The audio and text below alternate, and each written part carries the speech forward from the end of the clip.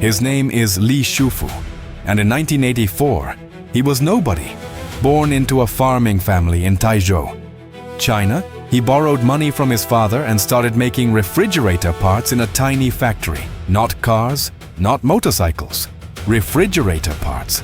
The kind of unglamorous, anonymous work that nobody would ever associate with the future owner of Volvo, Lotus, and Aston Martin.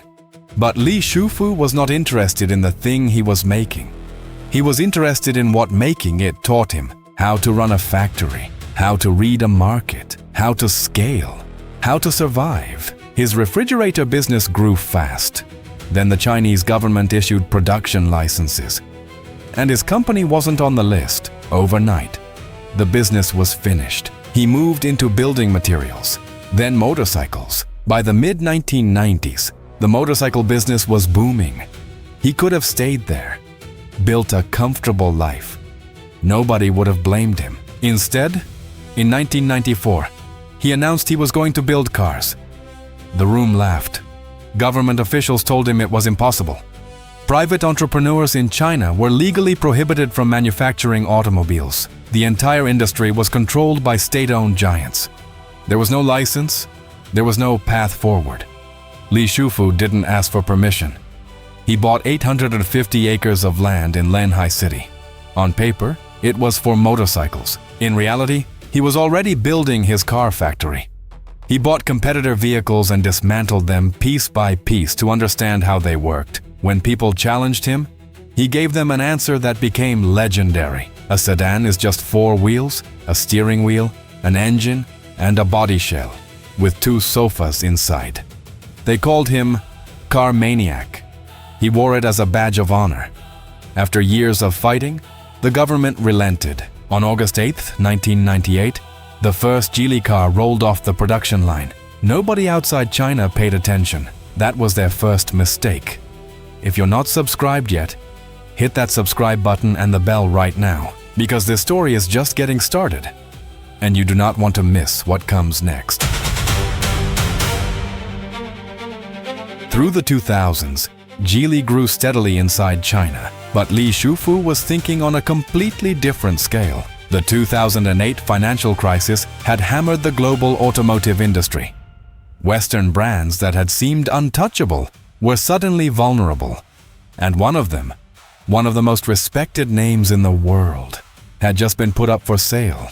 Ford Motor Company wanted to sell Volvo cars. Volvo, the Swedish brand synonymous with safety. The brand whose 3-point seatbelt, invented in 1959 and given freely to the entire world, had saved over 1 million lives. The brand that European families trusted more than almost any other when it came to putting their children in a car. Ford had lost billions trying to run a Volvo. Now they wanted out. Li Shufu made his move.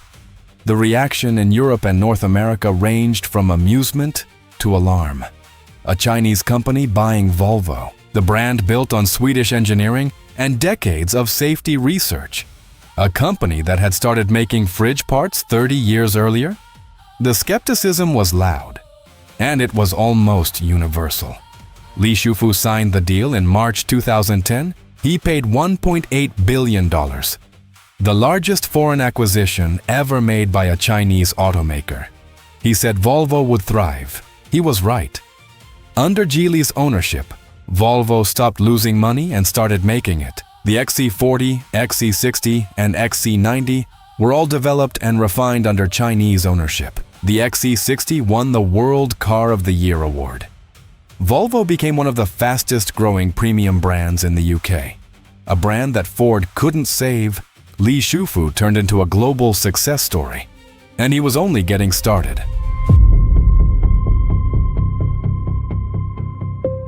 After Volvo, the pace of expansion didn't slow down. It accelerated. Li Shufu understood something Western automakers were slow to grasp. The future of the industry would not be won by one brand. It would be won by ecosystems, portfolios of brands sharing platforms, technology, and manufacturing infrastructure underneath. In 2016, Geely launched Lynk & Co., built on the Volvo platform. targeting younger global buyers with a subscription model that legacy brands were still debating in boardrooms.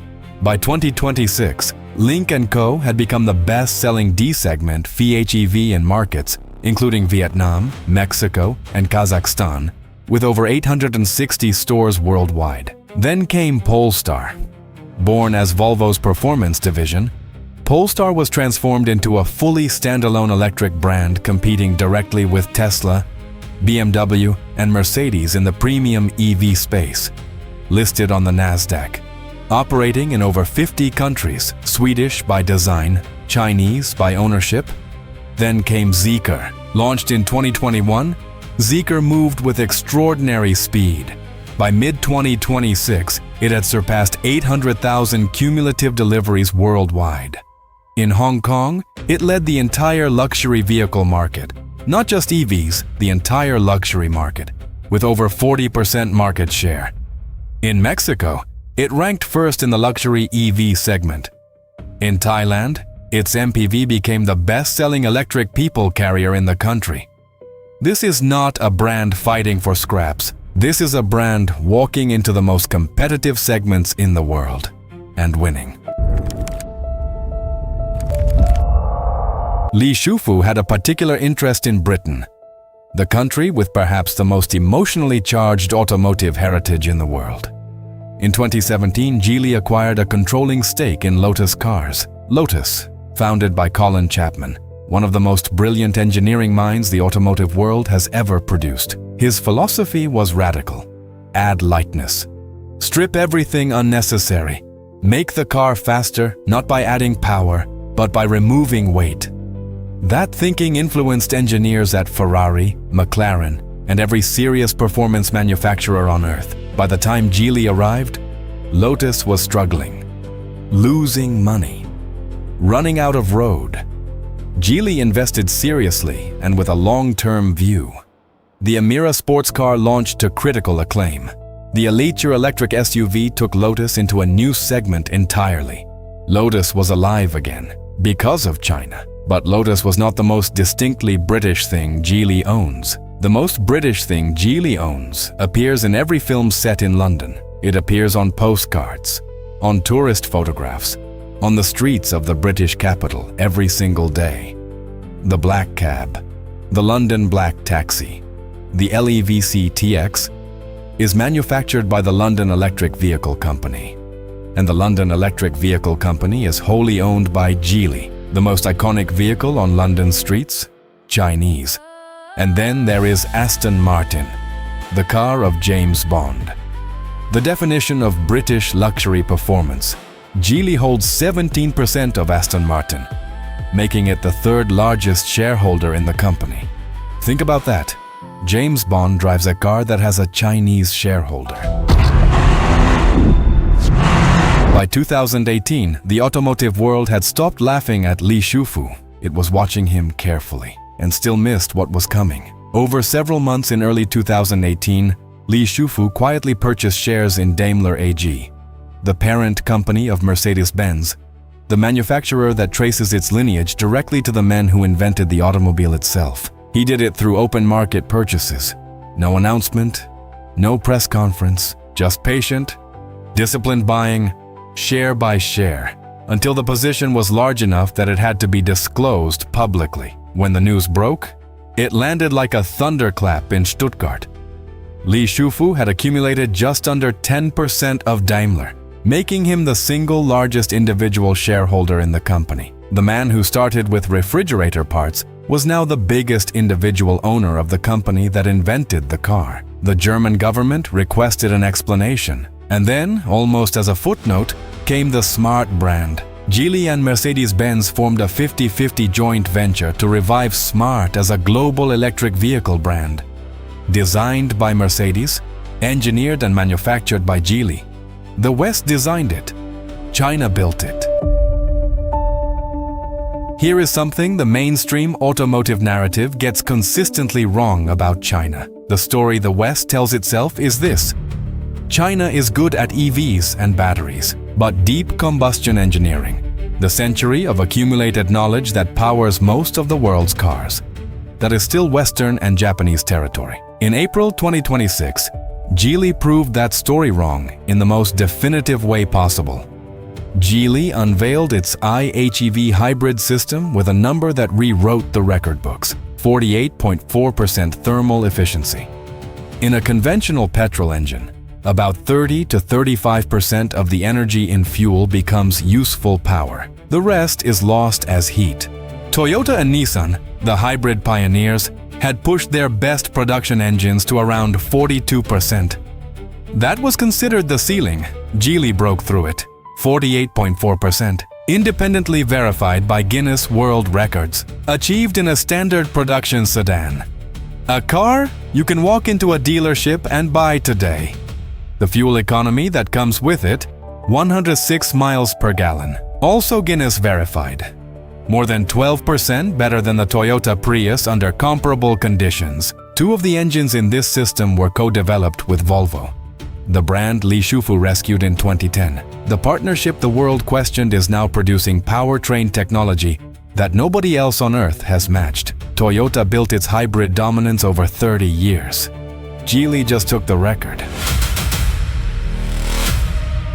But Li Shufu was never just building a car company. In 2018, quietly and with almost no fanfare, Geely established a commercial aerospace subsidiary called Gi Space. Its mission: to build a constellation of satellites in low Earth orbit that would connect every Geely vehicle on the planet directly to space, enabling autonomous driving, high-precision positioning, and global connectivity in regions where no ground-based network could reach. Most people missed it entirely.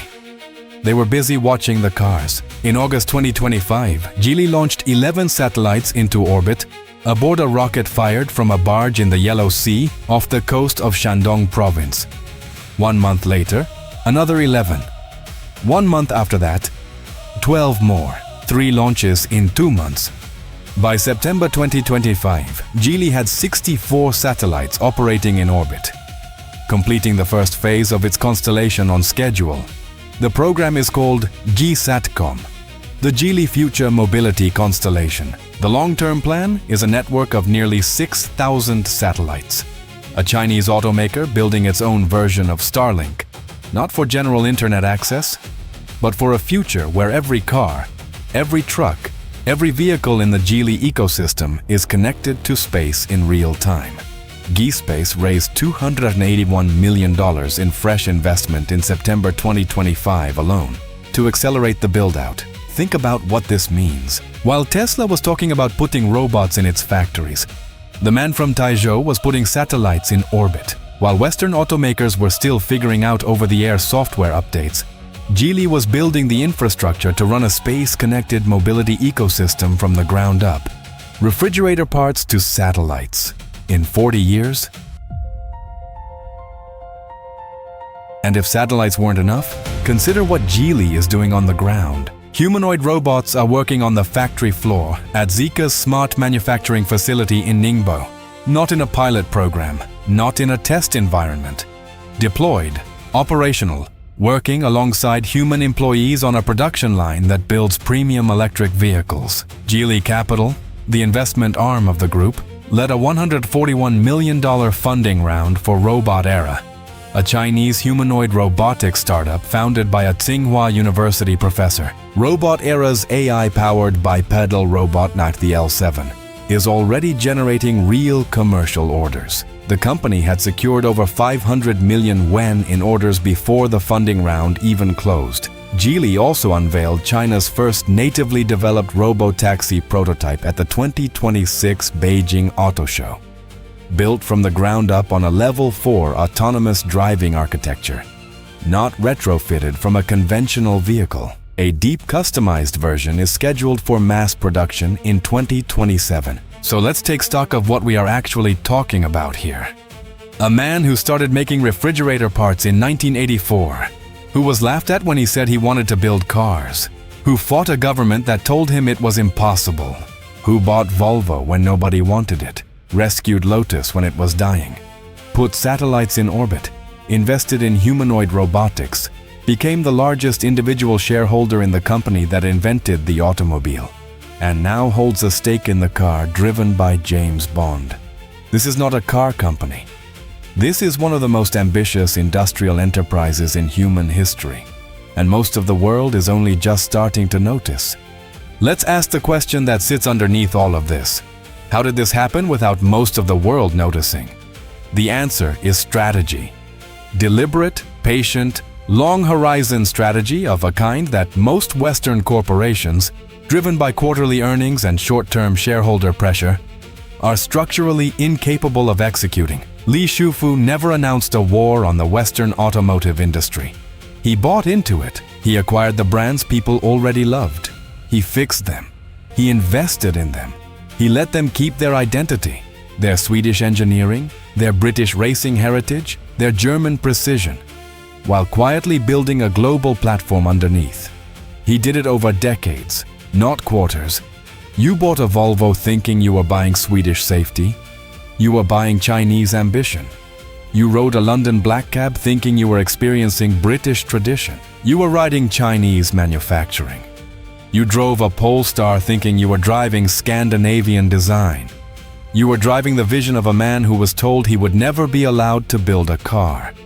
You watched James Bond get into an Aston Martin and thought you were watching British cool. You were watching the return on an investment made by the man from Taizhou, who started with a refrigerator parts factory in 1984. That is the Geely story, not the story of China trying to catch up with the West. The story of a man who understood that the fastest way to own the future was to quietly buy the past, and then build something the world had never seen from inside it. The West is still figuring out what happened. Li Shufu figured it out 40 years ago.